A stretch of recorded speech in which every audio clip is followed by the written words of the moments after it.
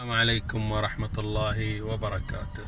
في هذه الخاطرة متابعيني الأعزاء سأضعكم في صورة أتخيل فيها البحر شبيه لواقعنا الذي نعيشه في يومياتنا البسيطة.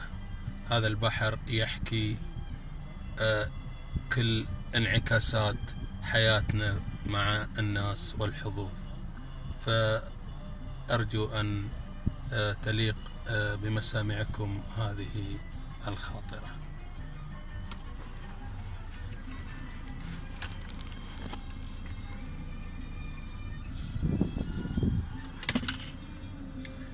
هذا البحر مثل حظوظ الدنيا ويا البشر، ناس بحر حظهم مجاور، ناس بحر حظهم مجاور ولا يرد ثبر، وناس قراح والسقي تنتظر، وناس قراح والسقي تنتظر.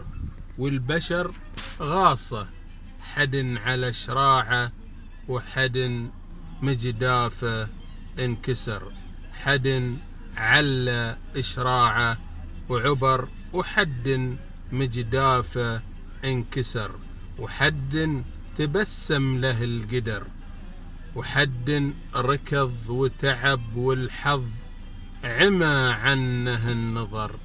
حظوظ تركض وحظوظ بطيئة، سيب وبحر والغيص منسي في جوف قعر، سيب وبحر والغيص منسي في جوف قعر.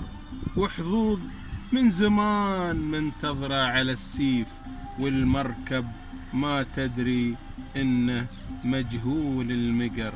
البحر أدق من عن تفاصيل حياتنا عبر، البحر أدق من على تفاصيل حياتنا عبر، وحتى في المشاعر رسمها وابلغ كلام قاله من نظم الشعر.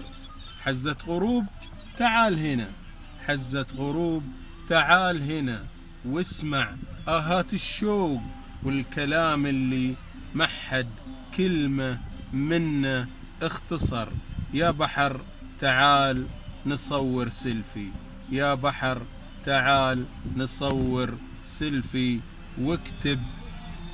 واكتب تحت الصورة هذا الصديق اللي يعرف عني كل سر. أنا وهو إنسان وبحر، أنا وهو إنسان وبحر. والبحر شوفوا كيف عن حياتنا يعبر. والسلام عليكم ورحمة الله وبركاته. عاشق، الدمام.